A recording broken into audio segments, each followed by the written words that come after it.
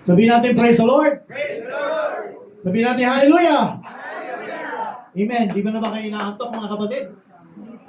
Gusto niyo bang kumanta muna tayo, parang warm up muna para tanggal ng antok? Kasi nakakaantok eh. Nakatingin tayo sa preacher, pero iba na yung nasa isip natin eh. Parang nahihili na tayo. Amen? Gusto niyo bang umawit? Wait, kung alam niyo yung kantang may naalala lang ako to, biglaan lang to. Wala mo na yung time Pastor, tumatakbo na yan. Ha? Hanggang 5 lang kasi yung time na. Hanggang ba? Ay, hindi na ako kakanta. Mahigpit kasi Diba ako pa na may oras? Pero bigyan ko na kahit sobrang 5 minutes. Sige po. Okay.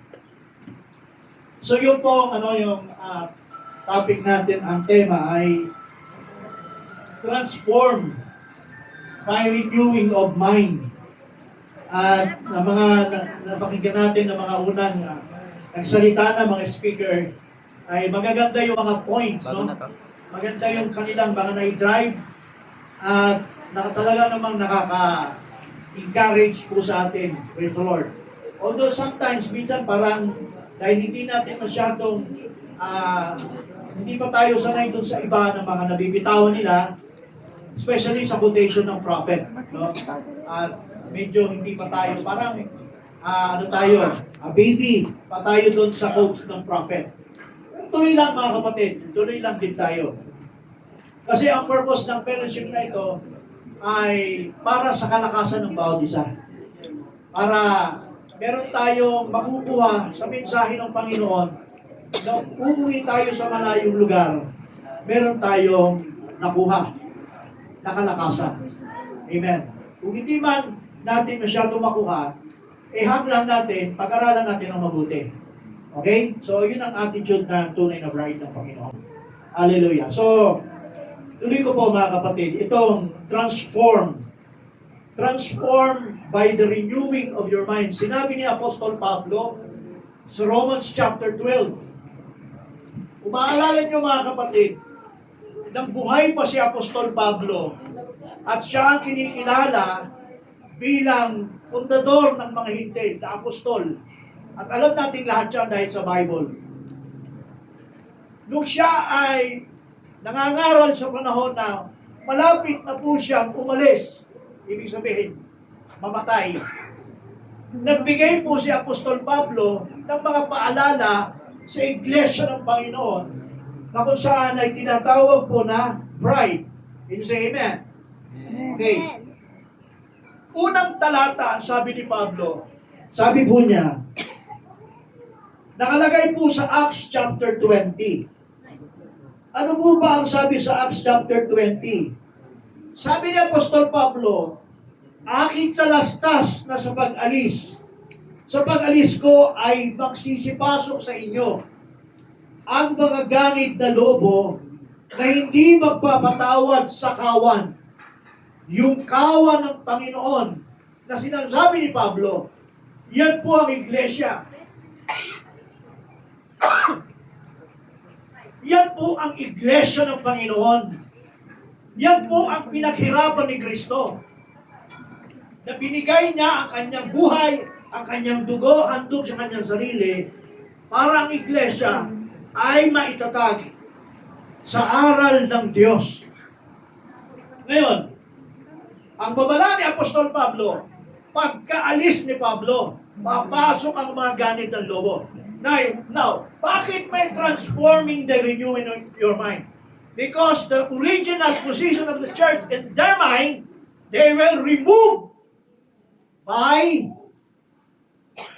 yung mga tinatawag, sila ay nag-remove sa isipan na kung saan yung mga ipinunla ng mga apostol na tunay na aral ay inalis sa kanilang isipan at ang church, ang kanilang kaisipan tungkol sa salita ng Diyos ay corrupted. Kaya sabi ni Pablo, sinasabi niya, transform by the renewing of your mind. Iniiwan ni Pablo ang salitang ito sa iglesia. Hindi lang sa panahon nila, hanggang sa panahon natin. Can you say amen? Okay. Ano ba ang sabi ni Pablo? 2 Corinthians chapter 11. Ano sabi ni Pablo sa 2 Corinthians chapter? Nilalakasan ko lang para at least tayo mag-antuhin. chapter 11 verse 3. Ang sabi ni Pablo, sabi niya, pwede ba ano? Class? Sino pwedeng magbasa? 2 Corinthians 11:3. O sige, wala 3. Sige, makibasa. Ngunit ako'y natatakot, baka sa anumang paraan,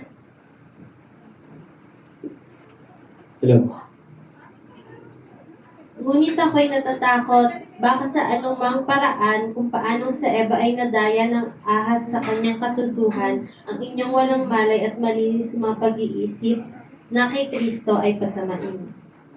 Ayun. Si Eva ay katipo ng iglesia. Kung sa amen? Sinasabi ni Pablo, ako'y nababahala na ang inyong malinis na kaisipan ng iglesia ay may malinis na kaisipan kay Kristo ay pasamain. Ang tanong, nangyari ba yung sinabi ni Pablo na ang kanyang pagkabahala sa iglesia na ang kaisipan nila ay pasamain? Nangyari hindi? Nangyari.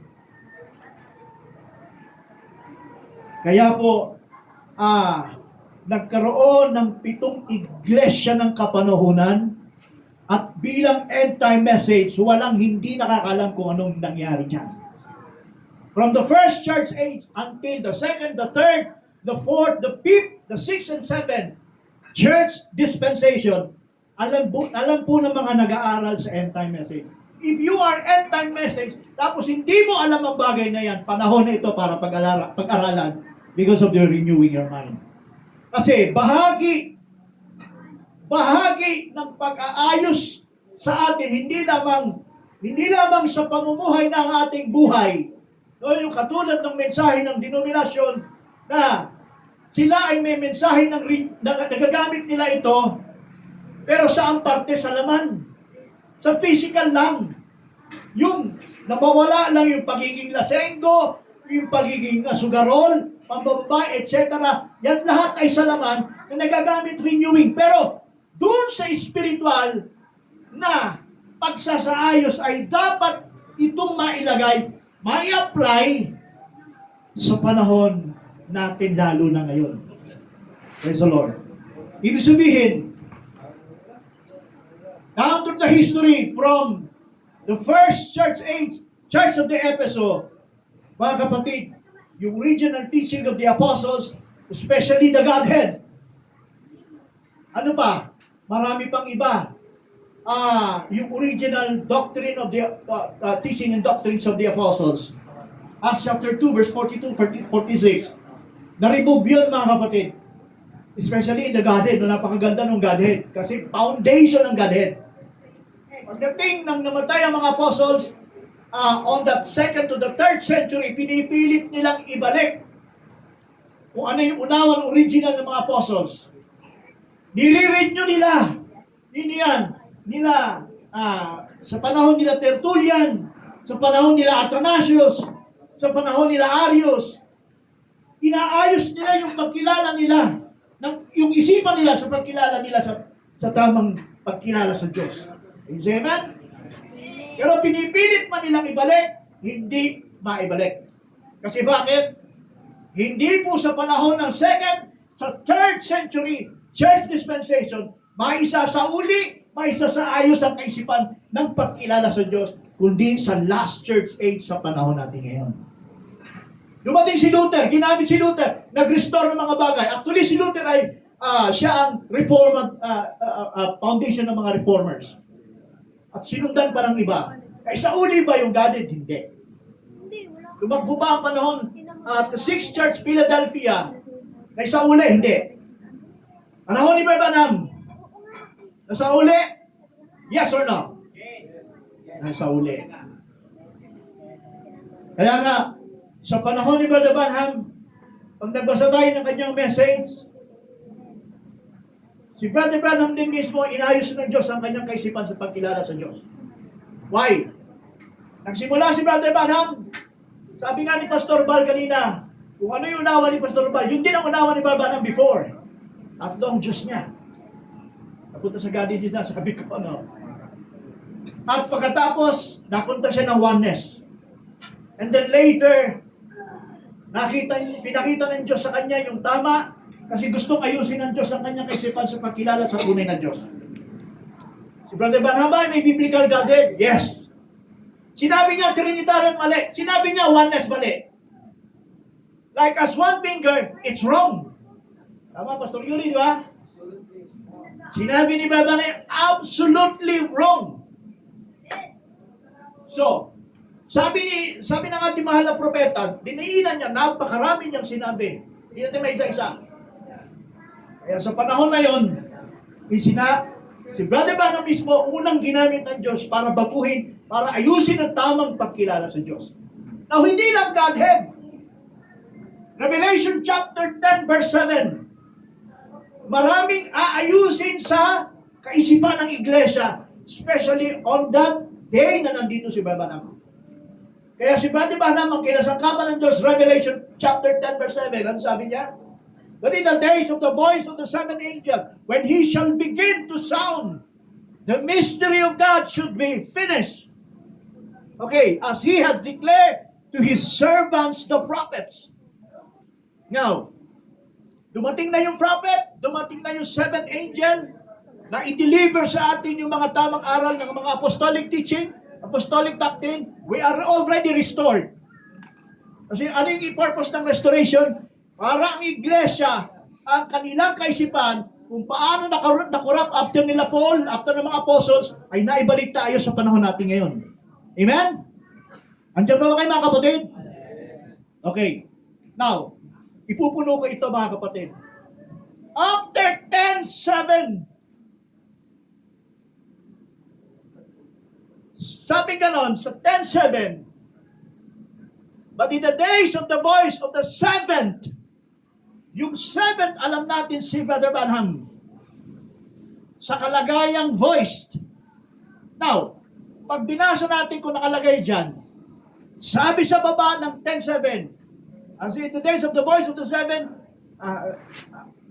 but in the days of the voice of the seventh angel, when he shall begin to sound, the mystery of God should be finished. Now here, as he has declared the servants, the prophets. Pansinin nyo yung hindi napapansin ng iba, na kasamahan po natin, na hindi natapos sa seventh angel, kundi meron pang servants, the prophets. Pag sinabing servant, pag sinabing prophets, prophets plural, ibig sabihin sila yung mga servants plural. Hindi na yan yung nag-iisang mensahidor na kinuha na ng Panginoon. Ibig sabihin, may propeta, mga propeta na tinawag na servants na magtutuloy-tuloy ng Revelation 10:8 to 11. Hallelujah. And so, amen? So, sino tong servants na prophet? Sila yung nagtutuloy ng voice ng seven na ang sinasabi nila ngayon, sure na na-transform na ang kanilang message ay para na, mga kapatid, sa sanlibutan. Kaya meron kaming EA, tawag doon EA1, EA2B, para hindi nyo alam. So ano yung ibig sabihin ng 2B? Obligado ang aming church, ang aming kongregasyon, na hindi lang sapat na sila'y nakaupo, nakikinig tuwing linggo. Dapat sila rin ay magamit na sa labas para mag-share ng mensaheng ito. And that is 2B. Dapat sila'y mga propeta, sila'y mga lingkod na ng Diyos na nagpapahayag ng mensahe, hindi alam ng sanlibutan. Hallelujah. Kasi kung halimbawa, naiiwan pa rin tayo sa sinasabi ng mensahidor ng ating, hindi ko sinasabing binabaliwala natin yung mensahe ng mensahidor. Tama po lahat yun. Pero, can you imagine, 1963 ng si Brother Branham ay hinatak ng ikatlong hatak para sabihin ng mga perfect revelation. Gaano kaiksi lang niya sinabi sa church nung panahon na yon? 2 years. 2 years. Tama? So, 1963, third full ministry siya. 1965, namatay siya. 2 years. That's why, ang sabi ni Branham, nagsabi siya, ako ay bababa at siya ay tataas. Sinabi ba niya? Hindi. Sinabi niya yan. Hallelujah. So, ano ibig sabihin ni Barbanam na I must decrease and he must I must decrease and he must increase. Sino yung tinutukoy niya yan? Yung iglesia sa huling panahon na nakakuha ng tamang transform ng kaisipan. Renew, not transformed by the renewing. May term kami ng Berean, ng church, may term kami ng hukom, pag-aralan nyo rin. Naririnig nyo kanina. At nakikita nyo kung ano yung ginagawa namin sa church. Na hindi namin sila hinahayaan sila'y nandyan lang, nakikinig, na habang buhay ganun. Hindi po. Tayong mga tinawag ng Panginoon ng mga mangangaral na binigyan ng responsibilidad bilang pastor, dapat ang kongregasyon natin akayin nila sa kung anong pagiging meron tayo. Ibig sabihin, hindi lamang sila habang buhay na tinitingala nila tayo bilang pastor, na sila ang kongregasyon, dapat sila ay maging katulad natin na naghahayo na ng salita, nagpapalaganap ng mensahe. At yan yung panahon ng original na church of the first century. Why the church is transformed by the renewal? Kailangan mabago na ang kaisipan ng pastor, kaisipan ng iglesia, na hindi tayo, masakit sabihin to hindi tayo larawan ng hayop. Ano ba ang ibig sabihin? Kahit si Brother Van mismo nagsasabi ang tungkol sa larawan ng hayop. Maraming hindi nakakalam. Ang ibig sabihin ng larawan ng hayop, mark of, ano tawag doon? Image of the beast. Kung ano yung nakikita natin sa iglesyang lumitaw ng 3rd century, that is the Roman Catholic Church. Ano yung ginawa nila? Binago nila ang sistema ng church. Dati ang sistema ng church hindi po formal. Ang sistema ng church, maingay na nagkakaingayan sa sharing yan.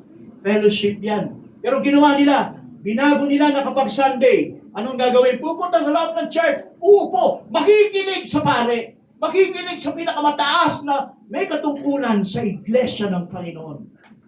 Na habang buhay silang ganon nilang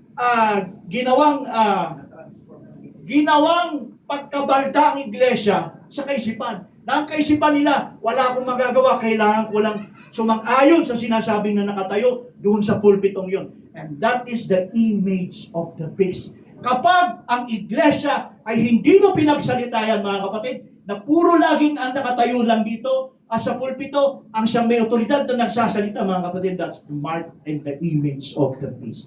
Masakit sabihin yan. Hindi yan original position of the church. Hallelujah, brothers and sisters.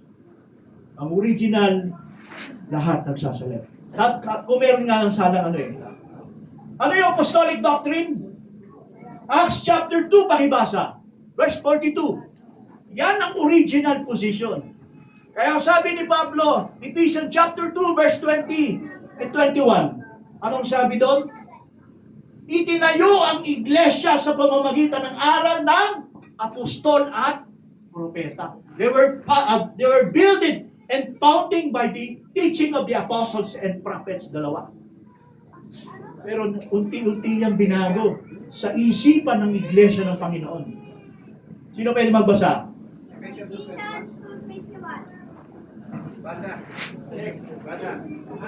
Hello.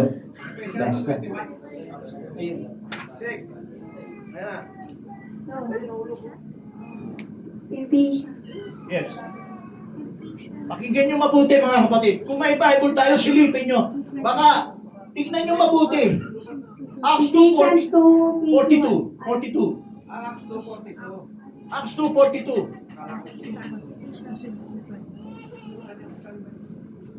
Acts 2:42. So, Ephesians din, meron din. 42. When they continued steadfastly in the apostles' doctrine and fellowship and in breaking up bread and in prayers. Diba? And they continue into the apostles' doctrine, sabi nga doon. And they were breaking of bread, di ba? Ano sabi? Ano nga sa Tagalog? Para mas maganda. Tagalog. Sundan niyo yung Bible niyo. Iba naman, para hindi yan tulit.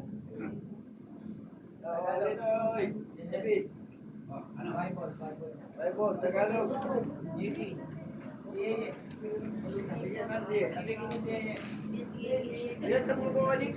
Sige, dali. Yung oras, tumatakbo.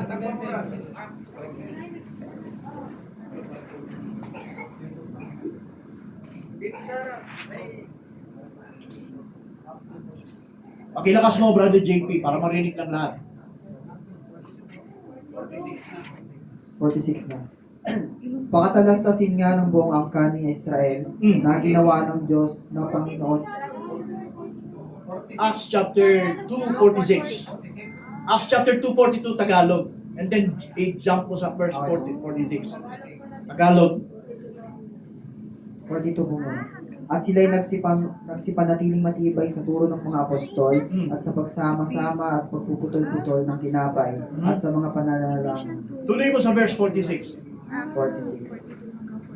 At araw-araw sila'y nagsisipanatiling matibay sa pagkakaisa sa templo at sa pagpuputol-putol ng tinapay sa bahay-bahay. Ayun. At nagsisikain sila ng kanilang pagkain na may galak at may katapatan Pansinin ng niyo yung puso. salitang pagpuputol-putol. Sa verse 42, nasa templo sila, di ba? Araw-araw. Tama ba? Sa 42, tama ba yon? Sa verse 42 yon? 46 And they were continue, tama? Yung sa verse 42, nananatili sila sa turo at aral ng mga apostol sa pagpuputol-putol.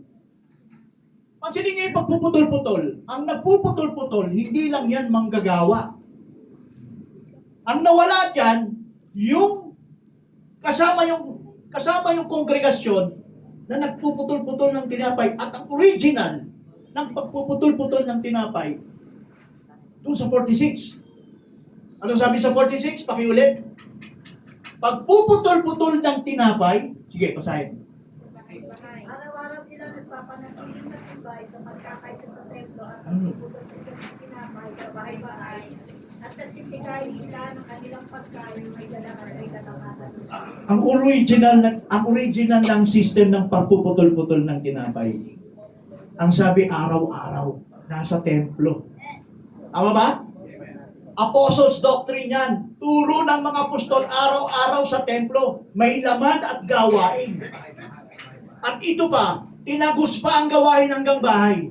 At doon sa bahay, putol-putol din ng tinapay. Hindi lamang yung patriarka, yung ama, yung mga magulang, ang dapat nag-break ng tinapay, dapat kasama rin yung buong sampahanan.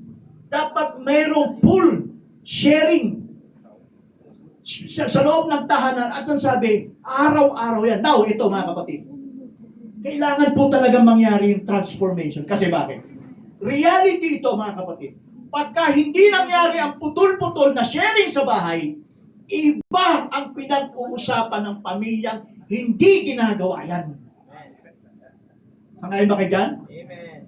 Lalo na ngayon, may TV, may mga mapapanood sila, may cellphone, may napapanood. Ano ang ginagawa ng sambahanan? Sa araw-araw, sila ba yung nagsisharing? Sila ba yung nagbibrek? Ang original na posisyon at kondisyon ng iglesia sa loob ng tahanan, araw-araw, they were breaking of bread. Ano bang sabi?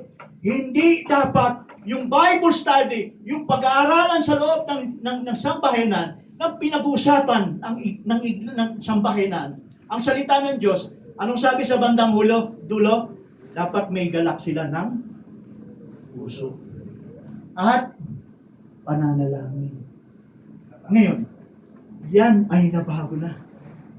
Nangyari ngayon, maririnig mo na lang sa church ang salita ng Diyos Sunday na. Maswerte na lang kung may midweek yan, pangalawang araw, and the rest wala na. Church, kailangan maibalik tayo. Hindi lang sapat sa iglesia, kundi sa iglesia. Sabi nga dyan sa binasa natin, 2:46. Original pala, kung may templo, yung templo natin, yan ang church. Tama ba? Ang sabi diyan, basahin ninyo, araw-araw sa iglesia ay may pagpuputol-putol ng tinapay. Minsan, hindi lang naman, sa panahon ng apostol, hindi lang naman yung sharing lang ng word, ano? Bakit? Ibig sabihin, yung church, dapat bukas lagi ang pintuan at laging may activity sa loob ng simbahan. Hindi lang naman minsan sharing. Meron din counseling. Yung mga problema ng church, yung bawat, yung family. Ang family sa loob ng church, maraming problema yan. Hindi nakakayang ayusin ng pastor sa loob lang ng 1 oras ng pangangaral sa panahon pa lang ng Sunday, 1 beses. Hindi kayang ayusin ang problema ng iglesia. No. Agree kayo? So, kailangan ba matransform tayo? Yes. Kaya nga, sa panahon natin ngayon, kung ang iglesia mo malago, kung ang pamilya malago sa gawain ng Panginoon, ano na ang dapat nating gawin? Isa, ano pa lang ba? Yung transformation natin ngayon sa ating kaisipan, hindi na tayo yung dating doon pa corrupted. Sa pagpupuri lang, dapat hindi tayo corrupted. Dapat binibigay natin yung antas, kung ano yung binigay ng Diyos na antas ng kapahayagan sa atin, ng Panginoong Diyos, dapat din itaas din natin ang antas ng pagpupuri sa Kanya bilang katapat. That's also a transformation. Kapag tayo po ay binibigyan ng Diyos ng pahayag na parang hindi tayo masaya sa paraan ng pagpupuri natin sa Diyos.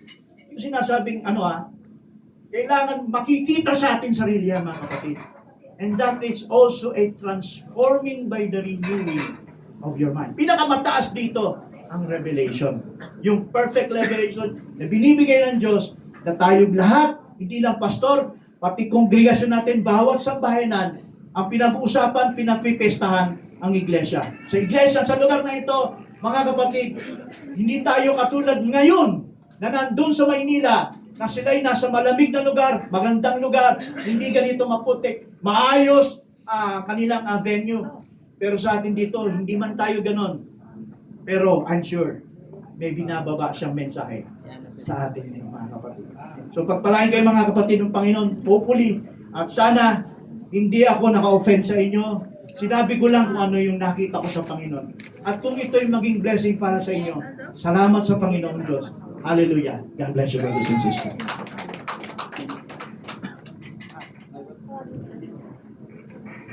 Amen. Bless po ba ang lahat? Shall we shout, praise the Lord? Parang inaantok. Praise the Lord! Ayun, gising pa. Okay, sabi ko sa inyo, pwede mag-share yung babae. Continuing. Tumayo na si Pastor Daniel. Sige po, 20 minutes, Pastor. 20 lang, Pastor. 10 minutes. Nasa ako, 60 minutes.